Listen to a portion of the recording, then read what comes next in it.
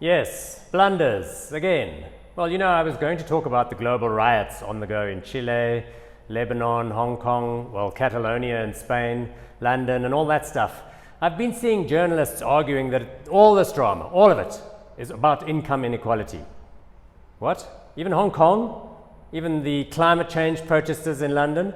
Separatists in Barcelona? How's that about income inequality? Lazy journalism. But I'm not going to talk about that today. No. That's too hard, too awkward. White men talking about inequality? I don't think so. Every single human being I've ever met understands that not everybody in the world is equal. There's inequality of ability, incomes, wealth, and a whole lot of other things too. But I said I wasn't going to talk about that. No. In many cases, I know there's a lack of opportunity which results in wasted talent, but there's precious little that can be done about that anyway, because when inequality is high, the state is often absolutely useless. No point trying to address the issues with, taxes and all that sort of stuff. You tax the rich, the state wastes the money, and there's lots of corruption and stealing, and then the inequality doesn't get better anyway. What a twist. Oh, but sorry, I'm not supposed to be talking about that today. Silly me. I know, let's talk about executive remuneration instead. Yes, this is a subject we can all get behind. Greedy shits being overpaid, running over profitable companies. Down with those guys. Well, you know what they say about drivers on the road? Everyone who drives slower than me is a moron, and everyone that drives faster than me is a lunatic. Well, it's the same with remuneration, executive remuneration, because everyone who earns less than me is a no-good, talentless slacker, and everyone who gets paid more than me, well, that's easy. They're overrated imbeciles who are just gaming the system. You see what I'm saying?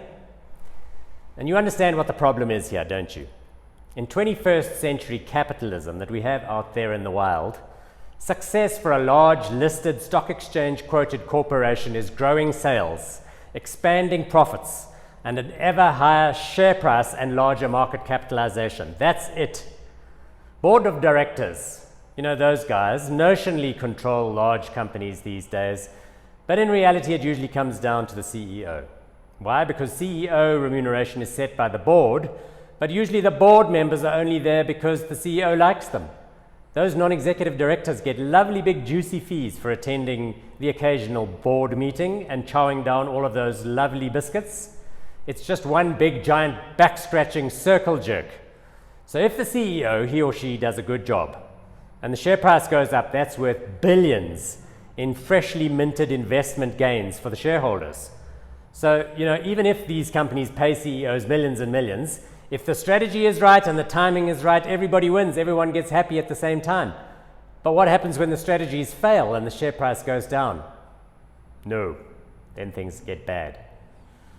And you know what? The actual shareholders couldn't be even bothered. They can't even keep up.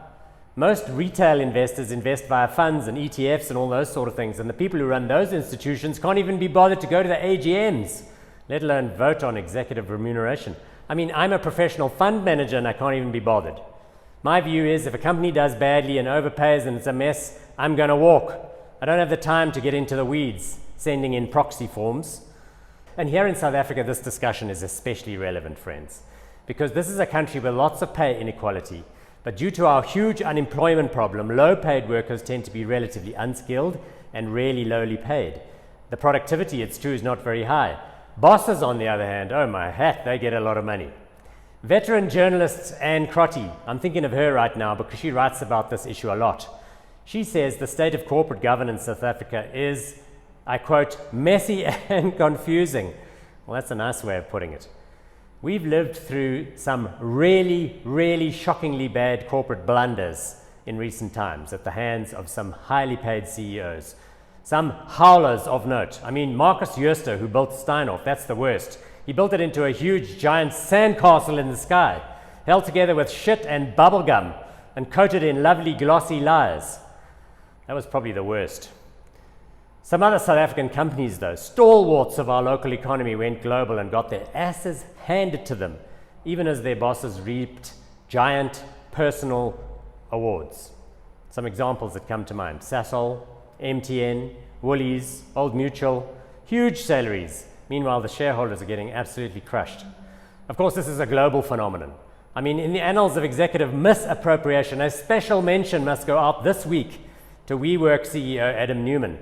He set $10 billion worth of SoftBank's money on fire, then went back to them and demanded a 10% commission to leave. What an absolute legend.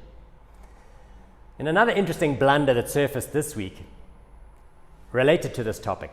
There's a guy called Namal Nawana. He's just quit as CEO of UK medical devices company Smith and Nephew after a mere 18 months because they could not meet his pay demands. Yeah, he seemed to be doing a good job. He'd replaced or moved around 2/3 of senior leadership team and also embarked on a big cost-cutting initiative and done some acquisitions. Share price was up a lot this year. In his previous job, this guy, Nawana, received a salary of $8.6 million in 2016 and $11.1 million in 2015. At Smith & Nephew, his base salary was a mere $1.5 million, and he was set to get a total package of about $6 million if all of his targets were met. Wow. Just wow. Imagine saying that $6 million a year is not enough. I'm quitting. I'm out of here. Sadly, shares of Smith & Nephew fell by 8.9% on Monday because he left. So that's billions of shareholder wealth wiped out. You know what I'm thinking? Maybe they should have given him that raise. It would have been peanuts compared to that loss. Finally, let me point out, when it comes to business, it's much better to be lucky than smart. What am I saying? Well, above a certain level of competence, the strategy stuff is mostly about lucky timing. The fancy new boss is going to have a fancy new salary and some fancy ideas.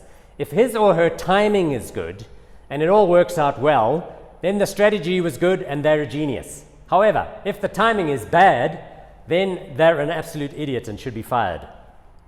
To be the CEO of a big established company, you just have to understand basic finance and accounting. You need to have sound habits, right? You need to show up. Don't get drunk on the job. Don't have aggravated halitosis. Don't be a sex offender. You have to be able to articulate a basic business plan and run a meeting. That's about it. But here's the thing, that list of attributes, I could be describing any one of 100 randomly selected recent MBA graduates, for God's sakes. So there you have it. There you have it. Every CEO that is paid more than a recent MBA graduate is a moron, and all of those that are paid more than a recently MBA graduate are lunatics. Thank you for your attention, and goodbye.